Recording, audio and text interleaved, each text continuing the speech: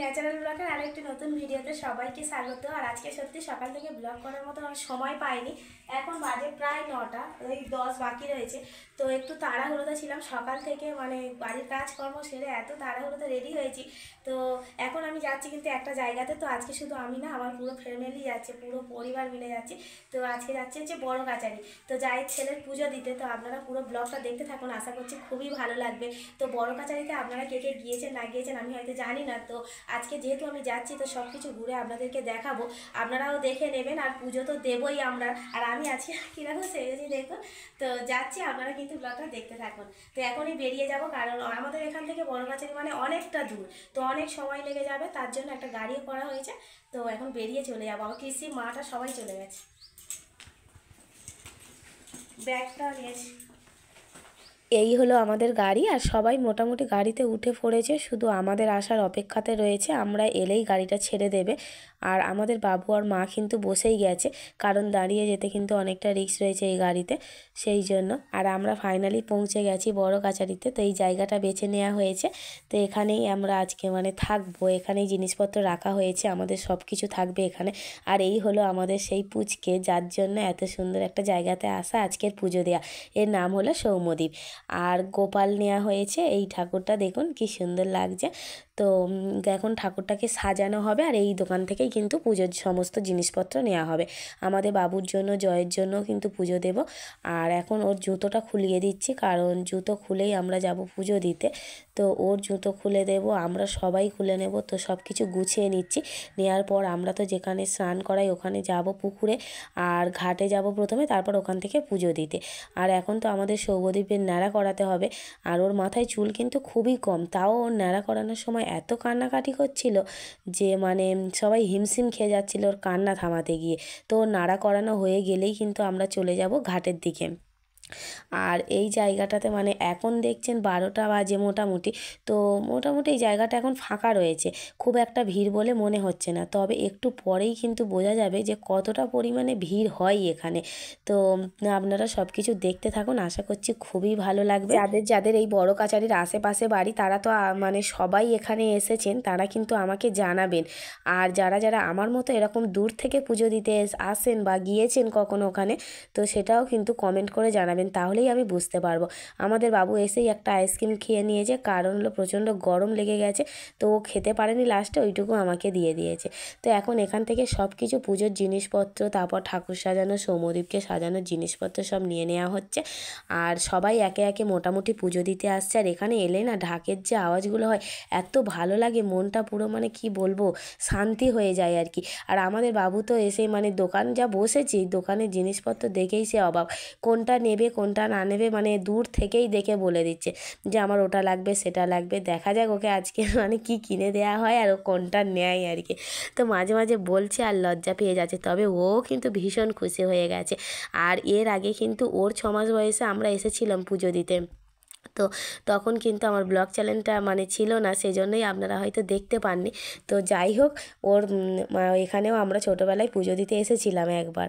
তারপরে আমার ননদের ছেলের বেলায় এসেছিলাম মোট 2বার, আর এই আজকে একবার, 3বার। তো 3বার এসেছি, মোটামুটি চেনা হয়ে গেছে সব কিছু। আর দোকানগুলো দেখছেন মানে এত সুন্দর করে সাজানো না, যেন মনে হচ্ছে কোনটা ছেড়ে কোনটা নেবো। মানে এত দোকানপাট এখানে, মানে আগে কিন্তু এখানে এত দোকান ছিল না। তো দোকানে কিন্তু রাস্তার দুটো সাইড ভরে গেছে, সব রকমের দোকানপাট রয়েছে। আর এখানে তো মানে ভালো ব্যবস্থাও রয়েছে, যে গাড়ি পার্কিং করা যায়, ওখানে বসে খাওয়া দাওয়া মানে সব কিছু করা যায়। তো খুব ভালো ব্যবস্থা রয়েছে এখানে। আর এখন তো মানে হোটেল ফোটেলও হয়ে গেছে, বাড়িতে খাবার না আনলেও চলে যায়, সব কিছুর ব্যবস্থা রয়েছে। তো ঘাটের দিকটাতে এসে দেখলাম খুব ভিড় হয়েছে। তবে খুব ভালো লাগলো যে এখানে এই ভিড়ের মধ্যেও আমার 2জন সাবস্ক্রাইবারকে পেয়ে গেলাম, যারা আমাকে দেখে ভীষণ খুশি হয়েছে, এবং আমাকে যে ওরা চিনতে পেরেছে এত ভিড়ের মধ্যে, এবং আমার যে প্রতিদিন রান্না দেখে, সেটা শুনেই কিন্তু আমি খুব খুশি হয়ে গেছি। যাই হোক, আপনারা 2জনের মধ্যে যদি কেউ আমার এই ব্লগটা দেখে থাকেন, তো আপনাদেরকে অনেক অনেক ধন্যবাদ। তো যাই হোক, আমরা ঘাটে চলে এসেছি। তো ওদিকে সৌম্যদীপকে স্নান করানো হচ্ছে, আর এদিকে আমরা মানে এই ঘাটটাতে একটু ফাঁকা পেলাম, তো এখানে চলে এলাম। পাশের ঘাটটাতে এত ভিড় হয়েছে যে ওখানে দাঁড়ানো যাচ্ছে না। তো এখানে এসে আমাদের বাবুর মাথায়, আমার মাথায় একটু জল ছিটিয়ে নিচ্ছে, কারণ আমরা কিন্তু বাড়িতে স্নান করে এসেছি। আর এখন তো ওয়েদারটা খারাপ, সেই জন্য মানে বাড়ি থেকে স্নান করে এসেছি, তো এখানে স্নান করার কোনো রকম মানে ব্যবস্থা আনিনি। তো আমি ভাবছিলাম যদি এখানে এসে স্নান করা যায় তো মনে হয় খুব ভালো লাগতো, কারণ জায়গাটা খুব সুন্দর। আর আমাদের মানে এসে দেখছি যে পুকুরটা তো ভীষণ বড়, আর পুকুরের ওপারে কিন্তু বেশ ভালো কাজকর্ম চলছে, হয়তো ভালো কোনো কিছু হবে, বানানো হবে, সেজন্য কাজকর্ম চলছে। খুব ভালো লাগছে আমাদের এখানে এসে, আমরা কিন্তু আজকে খুব খুশি হয়েছি। তো এখান থেকে যাব আমরা এখন পুজো দিতে। আর এই যে মানে ঘাটের সাইডে যে কপালে তিলক কাটার মানে দিদিরা থাকে না, এত সুন্দর করে সাজিয়ে দেয়, খুব ভালো লাগে। তো আমরা তিনজনে সবাই মিলে কপালে একটু তিলক এঁকে নিচ্ছি। আর এখানেও কিন্তু পুজো দেওয়া হয়, এটা ঘাটেরই মধ্যে। তো এখানে শাঁখা সিঁদুর এইসব দিয়েই পুজো দেওয়া হয়। তো আমিও পুজো দিলাম, এখান থেকে একটু সিঁদুরও নিয়ে নিলাম বাড়িতে নিয়ে যাব বলে। আর এই দেখুন আমাদের সৌম্যদীপকে সাজানো হয়েছে, মালা মাথায় সেই মানে ওড়না ফড়না এগুলো দিয়ে সাজানো হয়েছে। তো ও তো ভীষণ কান্নাকাটি করছে, মানে এত লোকজন দেখছে আর এত বাজনার আওয়াজ যে কি বলবো। এখন মানে ঠাকুরতলাতে চলে এসেছি পুজো দেওয়ার জন্য। তো এই যে গাছটা দেখছেন, এই গাছটাই কিন্তু মেন ঠাকুর এখানকার। তো এত ভিড় হয়েছে এই জায়গাটাতে, আর এখানে কী বলুন তো, ঘুরে পুজো দিতে হয় তো, আর তাছাড়া এখানে বাতাসা হরিণর দেওয়া হয়, গণ্ডি দেওয়া হয়। তো এই জায়গাটা ওই জন্য সবসময় মানে একটু ভিড়ে ভর্তি থাকে। আর যত বেলা হচ্ছে তত কিন্তু ভিড় আস্তে আস্তে বাড়ছে, মানে গা গলানোর মতো জায়গা নেই। আর এদিকে বাতাসাও কিন্তু বেশ ভালোই হরিণর দেওয়া হচ্ছে। তো মানে বাতাসা যদি গায়ের কাছে পড়ে চুপ করে তো থাকা যায় না। আর আমাদের বাবু রয়েছে, মাথায় পড়ে কিনা তার ঠিক নেই। আর সৌম্যদীপ তো সবে নাড়া হয়েছে, ওকে নিয়ে কিন্তু ঠাকুর নিয়ে ওই লাইনের মধ্যে ঢোকা হয়েছে। তো সত্যি ভয় লাগছে, ওর মাথায় যদি পড়ে তো মাথাটা কিন্তু ফুলে যাবে। তো এখানেই পুজোটা দেওয়া হবে। আর ওই যে মানে ঠাকুর ঘরের গায়ে যে ইয়েগুলো দেখছেন, মানে কাগজগুলো ঝুলছে, ওটার গায়ে কিন্তু যে যার মনস্কামনা লিখে যদি বেঁধে দেওয়া হয় নাকি পূরণ হয়। তো শুনেছি এই হলো মেন ঠাকুর।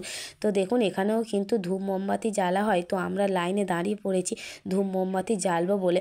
সত্যি কথা বলতে এরকম একটা জায়গাতে এসে সত্যি পুজো দেওয়াটা হয়তো ভাগ্যের ব্যাপার, সব সময় হয় না সম্ভব। তো সুযোগ পেয়েছি মাত্রই কিন্তু চলে এসেছি, এবং পুজো দিয়ে সত্যি মনটা খুব শান্তি শান্তি মনে হচ্ছে। সত্যি মানে খুব ভালো লাগছে এরকম একটা জায়গাতে এসে। মানুষ এত যে আনন্দ করে এখানে এসে, মানে না দেখলে হয়তো বিশ্বাস করা যাবে না। কেউ এনেছে জোড়া গোপাল, কেউ এনেছে সখী। তো যার যেমন মনস্কামনা পূর্ণ হয়েছে সে সেই মতোই কিন্তু পুজো দিচ্ছে এখানে। কীভাবে নাচানাচি করছে দেখুন।